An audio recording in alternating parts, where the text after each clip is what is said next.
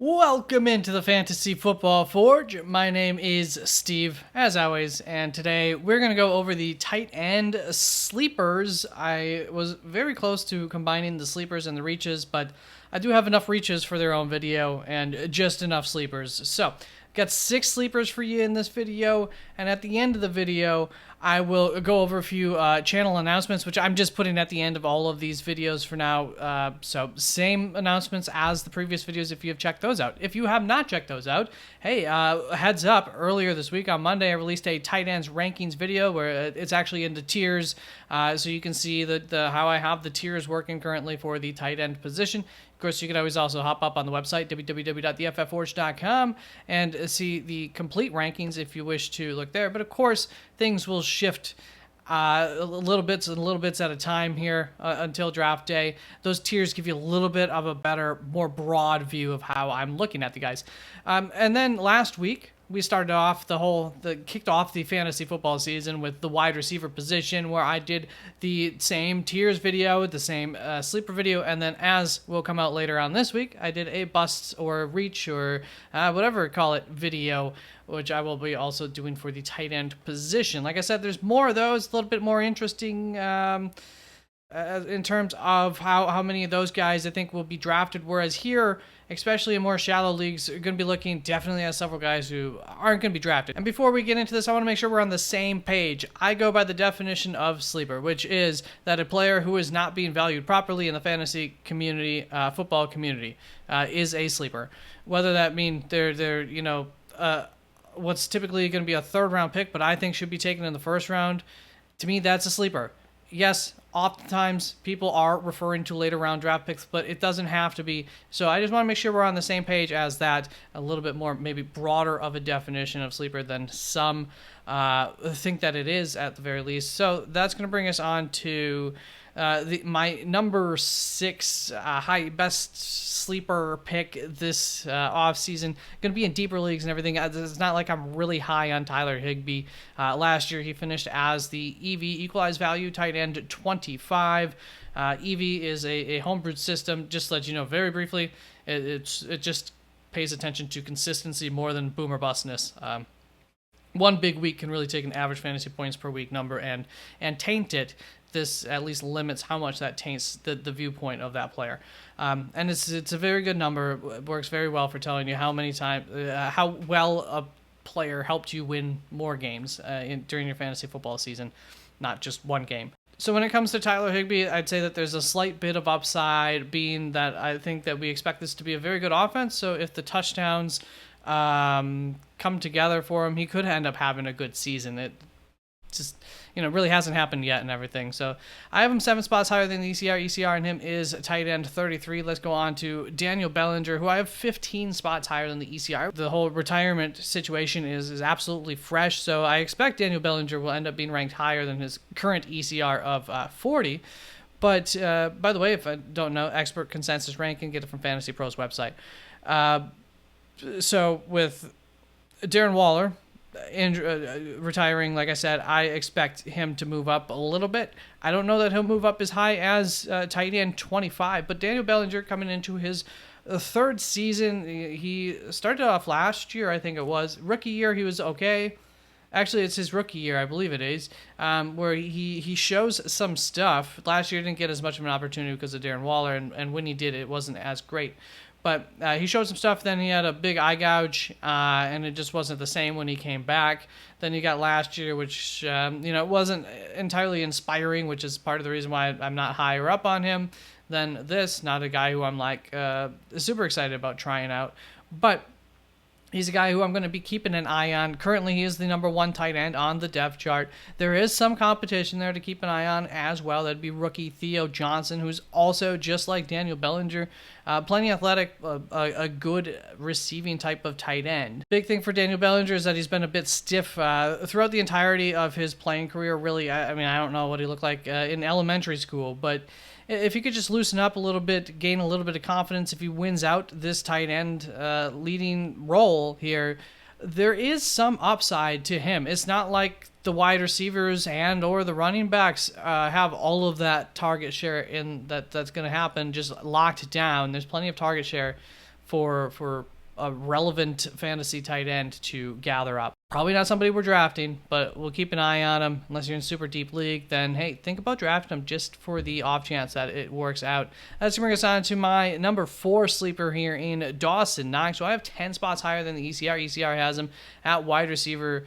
Tight end, 32. I've got him 22. This isn't a projection number type of thing. This is drafting kind of your backup tight end at this point at tight end 22. I'd rather that than some of these other opportunities that, I'm just less optimistic about, the Daniel Bellingers, the Tyler Higbees of the world. I'd rather take an upside shot at a guy in case of injury in front of him, like Dawson Knox. There's only like 3 of those guys, but Dawson Knox is one of them. As far as my projections go, he projected 38th overall. But last season, he ended up as tight end 32, even with the split. So, like I said, if he becomes the guy again and there's an injury in front of him, we know that there's going to be plenty of upside in this offense with Josh Allen throwing to him, etc. We know we've seen that connection there in the past. So bring us on to my number 3 sleeper, Jelani Woods, who I have ranked 21st currently, 13 spots higher than ECR. ECR tight end, number 34. Keep wanting to call them wide receivers, but hey, if there's any of these tight ends who might be wide receiver-esque or be able to bring that kind of pop to their game, Jelani Woods. He's a really, really good wide receiver. He can help to take the top off of the defenses, good deep threat, and there's no reason to not be able to see why that might be able to connect really good with Anthony Richardson throwing to him, who also has a really good deep ball. So I like that touch coming into his 3rd year. Missed all of last season due to an injury, going to be coming back.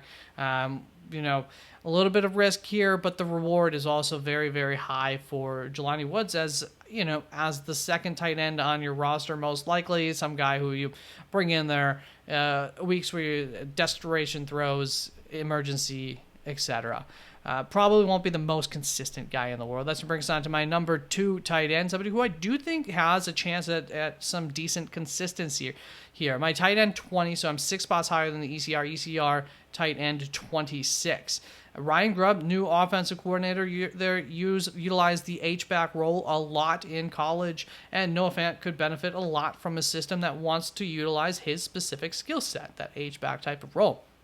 So I am willing to take a shot on a late round breakout from a previous first round draft pick, that being, of course, Noah Fant, as the 20th tight end off the board. Look, this is far from some sort of slam dunk. This is a bit of a gut call, asking you to trust me on this one a little bit, just based on the incoming system that's coming there, and where we saw Noah Fant kind of losing favor in the previous system. I mean, his production was going down each year. I don't think that's really a Noah Fant issue as much as it was just the system not really favoring him. So I think this new system could be a revival. We've seen much better days from Noah Fant than we have as of late. Let's bring us on to my number 1 sleeper, Zach Ertz. And I gotta say, Noah Fant's probably my favorite sleeper in terms of a guy who, I don't know. Currently, I would still take Zach Ertz over Noah Fant, and feel decent about it. But we'll see. Zach Ertz, my number 16 tight end. I have him 20 spots higher than the ECR. ECR is tight end 36, and frankly, I'm just at a loss for it. I asked in my tiers video if anybody can explain to me why the ECR is 36. I mean, that puts him. That means there's 4 backup tight ends that we think are better than Zach Ertz. He is the starting tight end as far as I'm aware. There's no reason not to think that he'll be the starting tight end in Washington. I know that they drafted a rookie tight end, one that I like in the 3rd round quite a bit, but a different skill set. And I mean, you bring in Zach Ertz because he's the veteran. He's going to be the starter. Like, he is just going to be the starter. That's just how it is. So unless, something crazy. But he still demanded a target share rate of nearly 24% when he was on the field last year. So that's very, very high. Really don't expect that to drop a whole lot. That's part of the reason why I have confidence that he's not just a nobody all of a sudden or anything like that. This offense and his short quarterback should be much improved. Well, improved. And should is in all caps here and in quotation marks in my notes. If we're concerned about the injury from last season, I don't think that we should be. It's a strained quad. I think he's had plenty of time to heal from that. I don't think that that's a concern. So him demanding, even 20% of the targets, it should be pretty decent if he can demand that. Where I do get a little bit of concern is Jayden Daniels actually going to want to throw to Zach Ertz, over the middle of the field. That's an area that Jayden Daniels doesn't throw so much to. And so the more that I think about that, I wonder if I was thinking about that when I ranked Zach Ertz. So he is I might move him back a little ways, but I think he's worth taking a risk. Definitely somewhere within the same area of the Noah Fant and Jelani Woods. So, top 20-ish type of tight end would be my say. So that is it for the tight end sleeper video. That's really all I've got on these guys that I can see. If you have any questions, any comments, anything that would help one of my arguments, or if you disagree, please let me know in the comments. I'm always happy to see, and I do read those, and will take them into account no matter how rude you are or aren't, and really self-evaluate myself based on anything constructive that you have to say in the comments, at least. We'll put it that way. Now, on to channel announcements here. That being the fact that looking to get together, Listeners League have had demand for it in other years, have had people ask why we didn't have one throughout the season, or if we did have one that they could join. Asked some people to maybe shoot me an email if they were interested in it. They didn't end up emailing me, but if you're one of those people, you're still welcome to show interest. All you got to do is join the channel. I believe I have it set for membership at 99 cents, so you get a nice Listeners League put together. When you do that, you will get a password to my Discord. I don't know if it's called the channel, but the Fantasy Football, Fantasy Football Forge channel, or whatever the case, station, and on there are several channels. One of them is titled the 2024 Fantasy League ! You just hop on in there, let me know that you would like to be involved, and when we get enough people, we'll lock that up, or if we get too many people, we'll go from there. But if we don't get enough people, we'll try to get something put together. Other benefits that you will get access to my equalized value, like I said, based on consistency, or it's heavily weighted for in favor of guys who played consistently well throughout the season, instead of guys who were boom or bust. And you get access to last year's final equalized value rankings. Bit of a reminder if you do your own homework as to how some of those guys might have performed last year while you're trying to figure out your own rankings, etc. this season.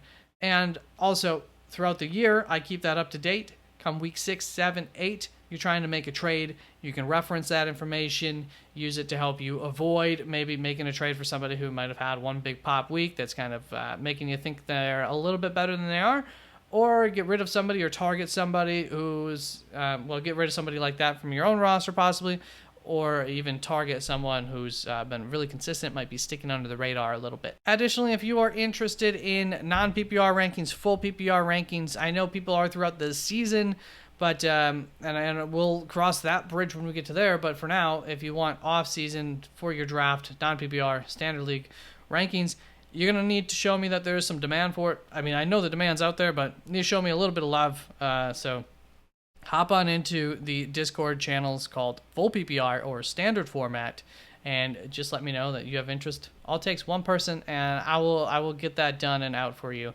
So there we go. That is it. Peace out.